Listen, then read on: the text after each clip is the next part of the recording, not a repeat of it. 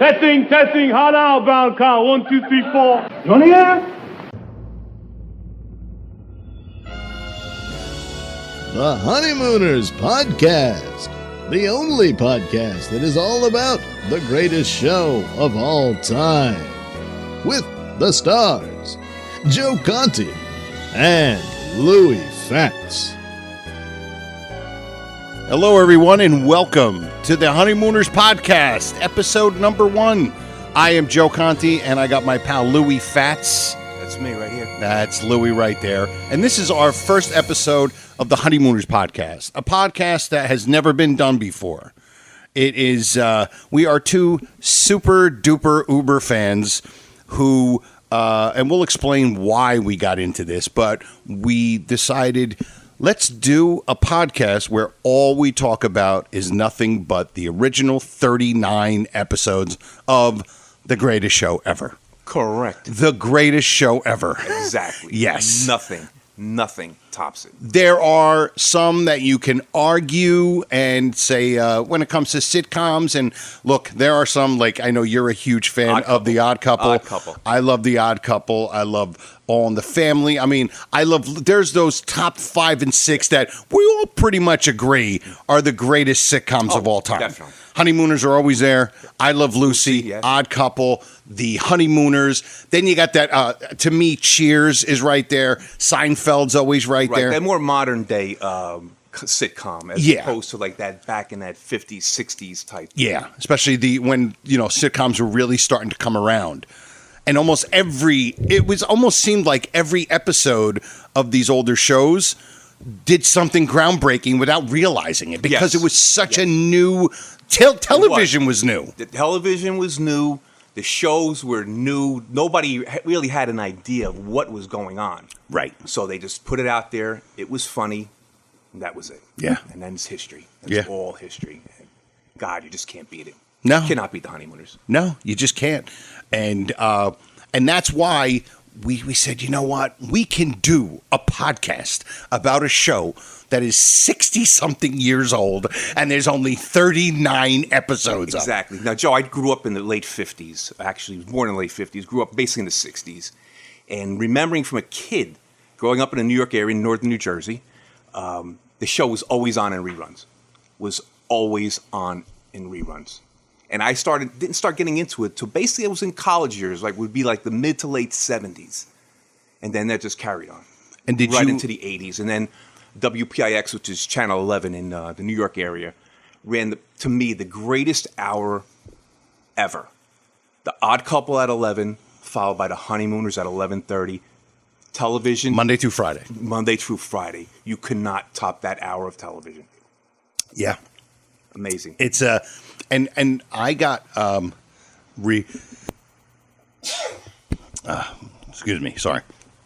I got reminded. Always catch a cold working on Fifth Avenue. Yeah, and you'll hear a lot of that. That's part of why we decided to do this. And it's just like all Honeymooners fans, they all tend to throw a line in from the show into what is happening at the moment.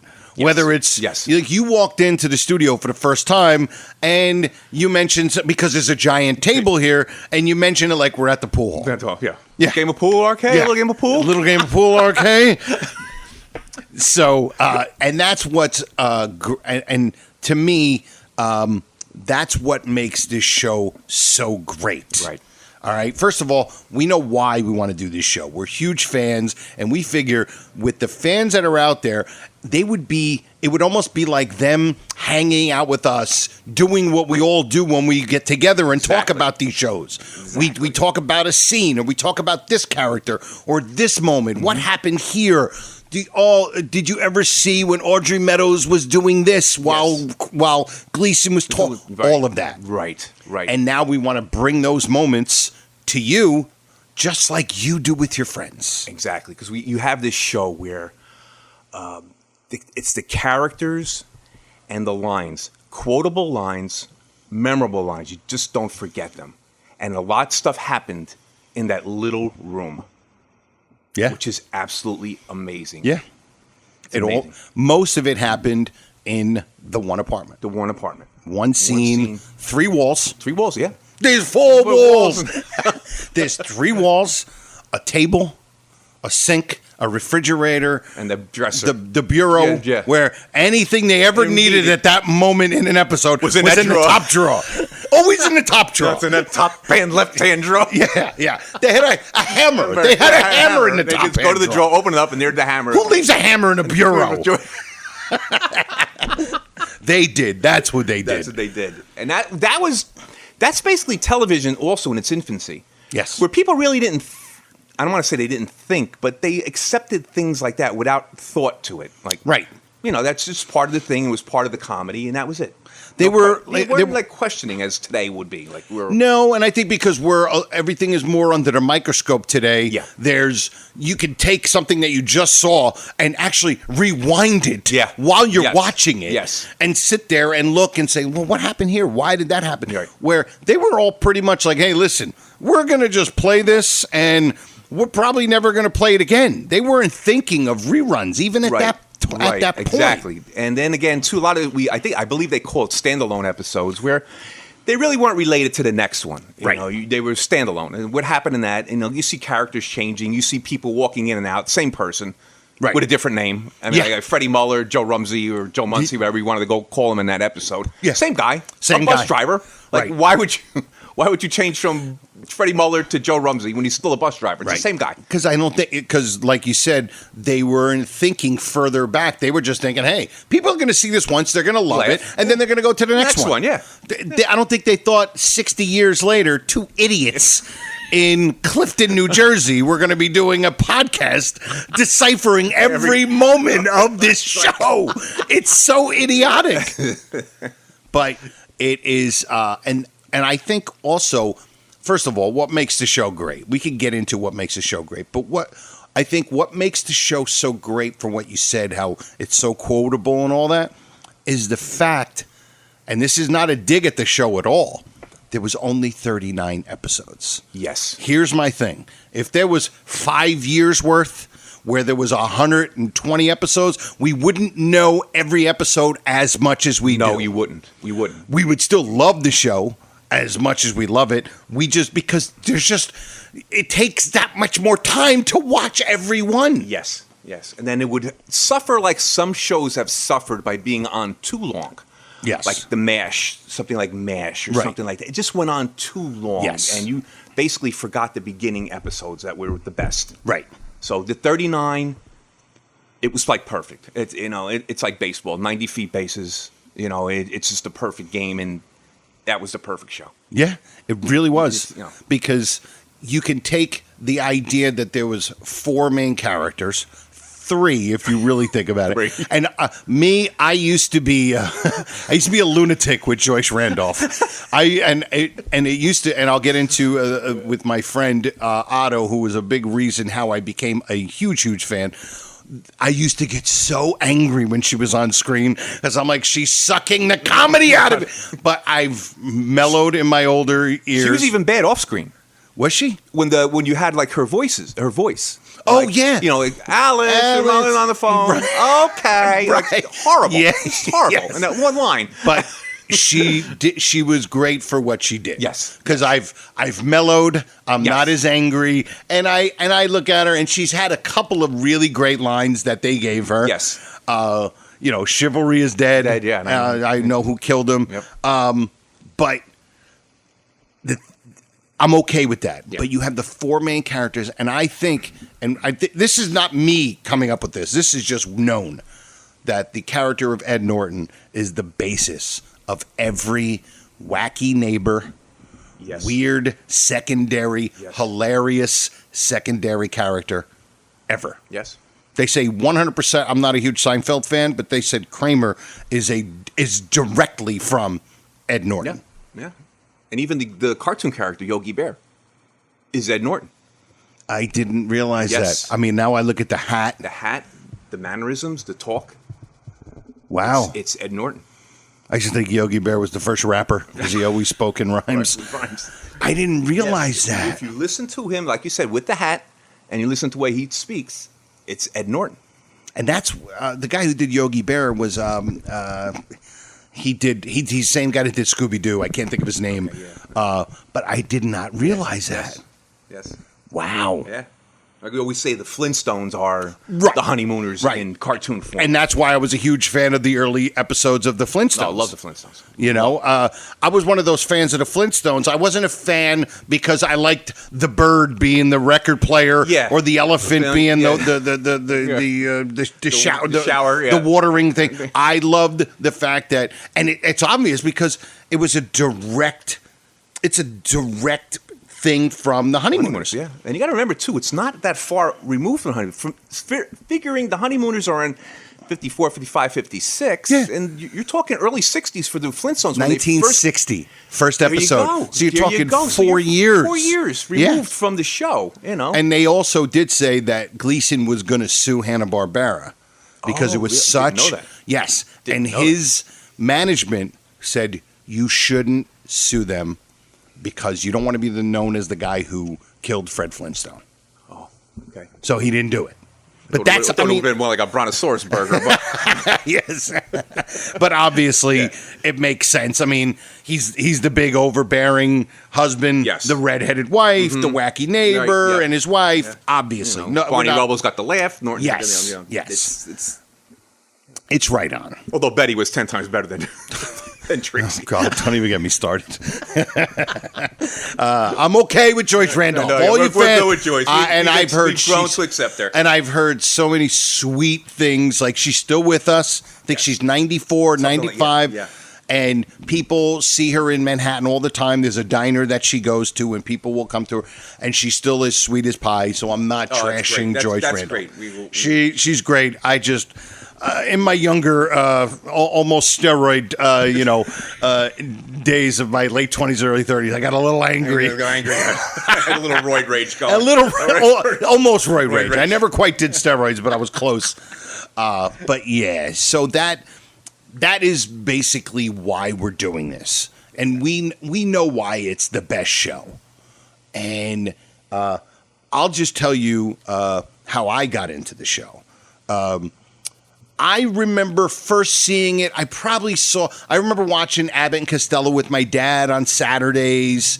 He would watch that. The thing that I remember is my dad and my uncle, when I was younger, my uncle used to always say, how sweet it is. There you go. So that was my first incarnation of what was going to be Jackie Gleason and the Honeymooners. And I started watching them, obviously, in reruns. This was in the late 80s.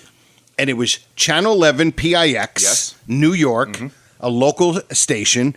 And I remember watching it. It used to be 11 o'clock, Honeymooners, 11:30, Star Trek for a long time. And that's when I used to watch Star Trek only because I was watching the Honeymooners. Or it might have been first. I might have caught Star Trek and then the Honeymooners. Right. Maybe that's why I was watching Star Trek. And then I just started getting into it more. And then the New Year's Eve thing would happen. And the New Year's Eve starting at 12. Yeah. And it would go to 5 p.m. New Year's Day. Every single year. And I think that's where most fans got reacquainted, so to speak, with the show. Yeah. New Year's Eve. Yes. Everybody knows. The marathon. The marathon. Everybody knows. Honeymooners marathon, New Year's Eve. Who cares about New Year's Eve? Because nobody wants. It's what they call it. All alcoholics always say it's amateur night. Right. Yeah. You know, we stay home. You stay home and you watch the Honeymooners. And I remember taping that on my VCR, setting my alarm clock to get up in the morning to change the tape. To record it again, so I wouldn't miss anything. Yes, I recorded it in 1999. I was living with a bunch of friends of my roommates, and I remember recording a bunch of them. Yeah. And then what happened? I was the middle of the road fan. Like I loved the show, and I would watch it, but I didn't know every single episode, like the way I call it DEFCON 3. Right. These fans, we're at DEFCON 3. There's only 3 DEFCONs. DEFCON 0 if you're not a fan, and my wife is not a fan of the show. I don't even know why I married this woman, all right? She doesn't watch the show, but she does love Odd Couple, so I give her credit for that. And my wife loves toilet humor, so I'll give her that. But you have DEFCON 1. These are people who, they know the show, obviously, and they might have seen episodes, and they kind of think, yes, that's such a funny show. Bang, zoom, and To the Moon, and Hello, Ball. Yeah. And they know, like, a couple of the iconic moments. Yeah, like we weren't watching it to hear him say bang, zoom. Right. To me, that didn't even exist. No. I'm beyond that. That's DEF CON 1. Yes. DEF CON 2 are people that really got into the show and they were like, this is really cool.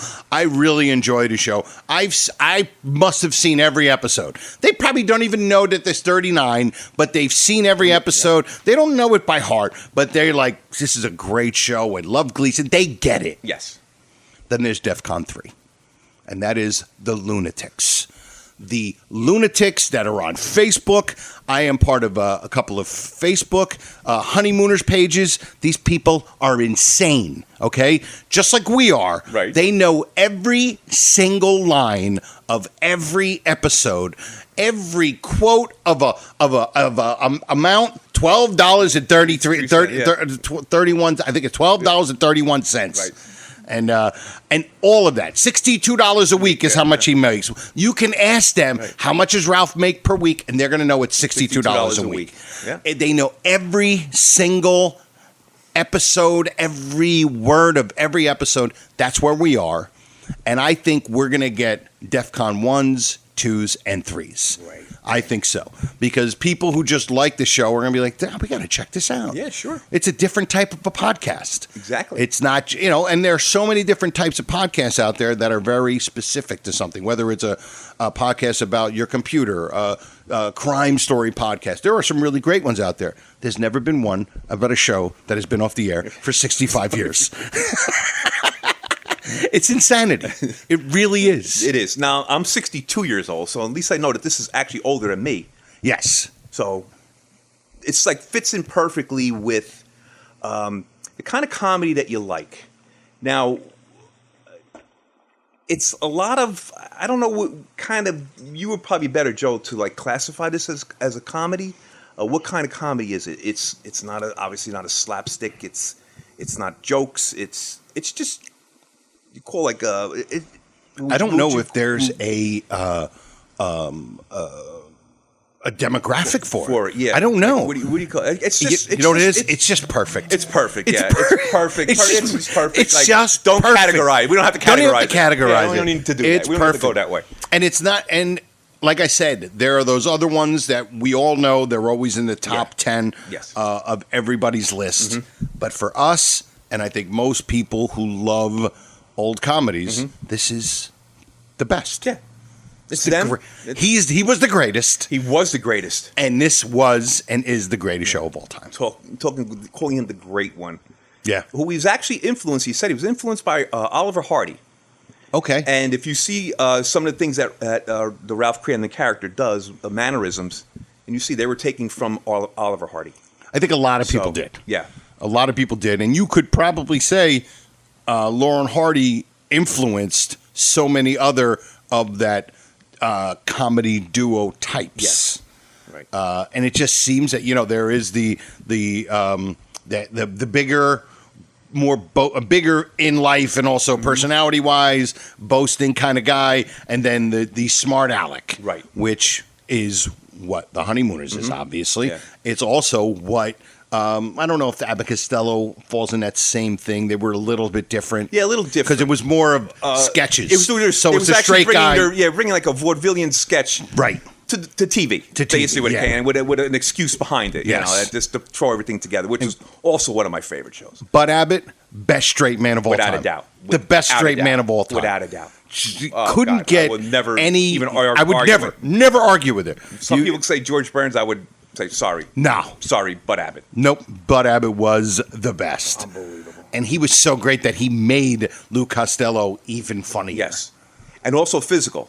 Yes. Because they were also a physical team. Yes. It was physical comedy. It's almost like a combo between the Stooges and the Marx Brothers. Yes, yeah. Because it had physical slapstick, but it also had clever lines and play on words and stuff like that. Again, Laurel and Hardy. Right? Yeah. Again, Laurel and Hardy. Yep. And then you get Cramden and Norton. Gleason and Carney. However you want to. Even and then he got physical. He would hit him, punch him, or you know. Yeah, and then we've talked about this many times how he is like the greatest friend of all time. Ed Norton is the greatest friend of all time. Yeah, he was. Because Ralph, how many episodes Ralph tried to get actually over on him? Like, right. How are you trying to get over on Ed Norton? And he's like back to you every time. There were points where Cramden wasn't that good of a friend. No, he wasn't. He wasn't. He was kind of a jerk. Like, I got $20 off and invest in the Ralph Cramden Corporation. But 35% belongs to the stockholders. And that's where it's almost like how the Archie Bunker character, although he would say bigoted things and be ignorant, he really wasn't that. He was just, he didn't know. He was ignorant. Exactly. And that's why where Gleason would be, or Cramden would be mean and yell at him and tell him to get out, but he loved him. Loved him. Same with Alice. And it was very simple. It was to the point.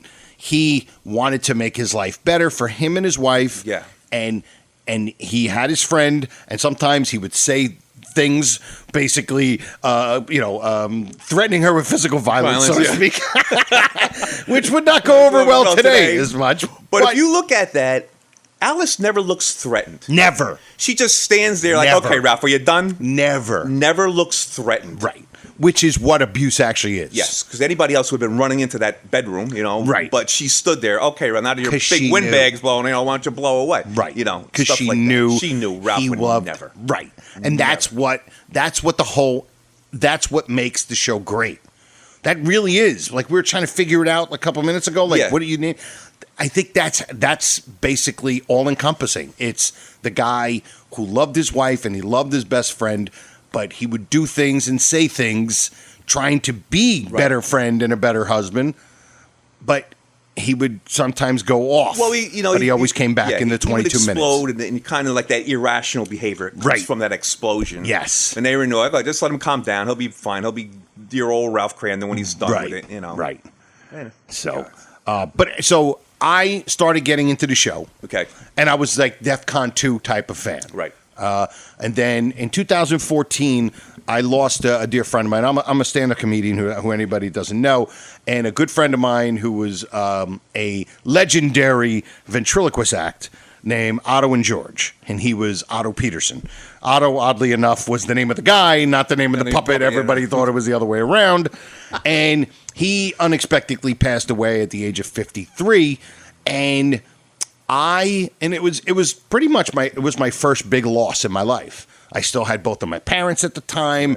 I didn't really know my grandparents, and so it was a big. It hurt me. It was a real, really, really tough time, and for some reason, I dove into a really dark place but it was a light place because I dove into the Honeymooners, because me and him would always talk about the Honeymooners the way Hemrod Street, the way me and you would talk. He was my other person. I had two people in my life that I could just go and mention any Honeymooners line, and we would go back and forth. You and Otto. And when I lost Otto, I don't know what it was. Well, I didn't know it as much. But we knew enough, and we would go back and forth, and that's when I dove so deep into the Honeymooners, where I was watching 7 to 10 episodes a week. I would have a DVR, and it would always come on Channel 11. Yes. So whenever I would just put my DVR on, and it'd be 10 episodes, and I would just be in the afternoon, and because I'm a comic and I work part-time, and I would just start watching. And since 2014 to now, in 5 years, I have become such a huge fan that I know every single line. I'm at a point now where when somebody's on the episode talking, I'm looking at the other characters, and we're going to get into that on a later episode. Later day we will, But that's how I got into it. Now, you said that you started watching it in college. When I was in college, late 70s, and then my friends, actually not my college friends, just the guys I grew up with in the neighborhood, and they started watching it, and we just started talking about it. Now, we both grew up in New Jersey. Yes. I grew up in Newark. Right. I grew up in the tough streets of Parsippany, New Jersey, yes. Yeah, where, somebody stole my candy, and it was my dad on Halloween, and he said, because you're going to get diabetes. So, not really a tough place. So we were just watching it and talking about it. And then as you say, we talked. As you talk, you got past the bang zoom to the moon stuff, and then we started getting lines. And it's such a, like I said before, it's a quotable show. The lines, and they, oh my God, you could just, everything that happens in your course of your day, there's a Honeymooner line for it. Yes. And like me and Joe, we've worked together also, and we did it during our day, during our work day. Something would happen, and a good friend of ours, Gil Gibbs, who worked with us, was also a Honeymooner nut, which I actually got me going more so. Right. Knowing that I was had to start working next to this guy, and then all of a sudden he yells, he blurts out a Honeymooner line. I'm not knowing that he's a Honeymooner fan, I'm a Honeymooner. All of a sudden he just blurted out this line. Yeah. And it's like your workout partner. Now I got to bench 210 now. This guy's benching 225. Yeah. And he blurts out a line, and I followed it up with another line. All of a sudden, boom, that was it. And this was every single day. Yeah. Every single day. Yeah. It's like, and that kind of brought us to this point. Yes. Where, see, now you're retired. Yes. You retire, and Lou is a very young-looking retiree. I'll tell you that right now. Clean living right there. Good, clean fun. Good, clean fun. Yeah, there we go. Of course. And so it brought us to this where we would just we would get together every once in a while, and we just sit down. We're having coffee, and we're just talking about the show. But we're not just saying, yeah, that was a good episode. I like that one. We started getting into these deep conversations about the episode, about characters and names and names of people that you've only heard their names, you never saw them, or maybe you saw them once. One time. Maybe once. Yeah. The different locations, the Chinese restaurant, all the different places. And we were and I was like, dude, why don't we do a podcast? A short form podcast, less than 30 minutes. Yeah. It could be a 15-minute episode. Yeah. We're at 26 minutes right now. Right. We didn't even realize we were going to go this far. We didn't even realize. I was like, almost like, what are we going to talk about today? And all of a sudden, it just got to this point. It got to this point. This is what we do. So we said, you know what? Let's do a podcast about the greatest show of all time, and we'll see how it goes. And I think this is the perfect way to start it. It's going to be good. Yeah. I'll tell you what we're going to do. We're going to throw in some trivia. Yeah. We'll also do a little bit of trivia. And we're going to little, Joe may throw in some little blurbs from the show, and we get a line here. We might, because we have everything right here. So if we want to go over a scene, we could play it. We can, sounds and all that kind of stuff. So it'll be good. And maybe once in a while we'll have some other crazy lunatic fan sit in and do an episode. Like somebody like us who actually looks for the mistakes. Yes. It comes to a point where you know everything so well that some things are mistakes. And we try to find out what they are, where they were, what were they supposed to say. Was it supposed to be a mistake? Who made the mistake? You don't find out sometimes. Yeah. I mean, Ed Norton, even Art Carney, Art Carney is so good at his craft but he did make mistakes. Once in a while. He made a couple of mistakes once in a while. Because they did film it live. They filmed it live. Yep. That's the way it was back then. Yep. That's the way it was. And it wasn't as pristine as things are today. Because things back then were more acceptable. Yeah. Because this is a new genre back then. It's new. We don't realize how new this was. Yeah. Yeah. It was less than, basically the first television shows were like 1948, 49. Yeah. And so this was, and that's like the first couple ones, and then more and more people started getting because in 1956, 55, not every single person in America had a television. It's true. That's crazy. That's true. We have a computer in our hand at any moment of the day, every second of the day. And there were times when when this show was on, not every house had a television. It started to pick up really quick in the mid 50s to late 50s. Yeah. But that's that. And listen, that's what the show's all about. Yeah. So that's it. We're just gonna end it with that. But we're gonna do one trivia question. What would you like? Level 1, level 2, level 3. We're gonna put our trivia questions on levels. Like level 1 would be easy, what did Ralph do for a living? And we all know right. And look, it's not for anything. It'd just be a question. Level 3 is gonna be like, what's Ralph's blood type? Right. and the people these people are like, what? Like, how do you know Ralph's blood type? Who's the doctor that took Ralph's blood? All right, just for the first episode, because there's going to be a lot of people probably checking it out because they've never they're like, why would you do a show about this? And maybe they're DEFCON 1 fans. Okay, so we'll do a 2. 1 is too easy. I don't think anybody who's not a fan is going to be listening to this. So let's say like maybe what was Uncle Leo's wife's name? All right, very good. So everybody go back and find that. Yeah, or just think if you know it, and then episode number 2, we'll give you the answer. Give you the answer, and then we'll keep on going with trivia, and then we'll give you the answer at the end of the show because we want you to listen. Beautiful. So the only thing we ask is if you enjoyed the episode, share it with your friends. If you're on iTunes, give it a rating if you want to comment on it, and just let people know. Hopefully we can get this into something really big and fun. And I also do another show. I know 2 people are going to have fun doing it. Yes. It's you and me. Exactly. Which is all that matters. Right. We'll have 2 subscribers. Yeah. Again, you and me. And we'll just do it over and over again until we know that every episode. We'll be laughing. Yeah. So, and also I do my other show. I do a podcast / radio show that I've been doing since like 1913 that nobody knows about, but it's called The Conti and Kenny Show. It airs on Monday nights at 7 o'clock on morelikeradio.com, but if you go to Conti and Kenny, or you just look for Conti and Kenny on Twitter or Facebook or on iTunes or wherever where you get your podcasts, check that out too. It's a great show. It's me, Kenny Michaels, and Joey Image, 2 friends of mine, and we do a good show. So, all right. Honeymooners episode number 1 in the books. And we'll see you next time.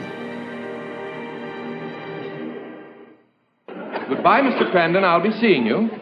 I'll be seeing you. Irving Kane and Sammy Fain, 1938. No, Mr. Crandon, it's all over now. It's all over now. Basie Simon, 1927. No, good night, Mr. Crandon. Good night. There were 2 songs, Good Night. It was Good Night, Irene, written by Lomax and Ledbetter. Good Night, Sweetheart, written by Rudy Valley and Ray Noble. This has been a non-productive media presentation. Executive producer, Frank Hablawi. This program and many others like it on the Non-Productive Network is distributed under a Creative Commons Attribution Non-Commercial No Derivatives license. Please share it, but ask before trying to change it or sell it. For more information, visit non-productive.com.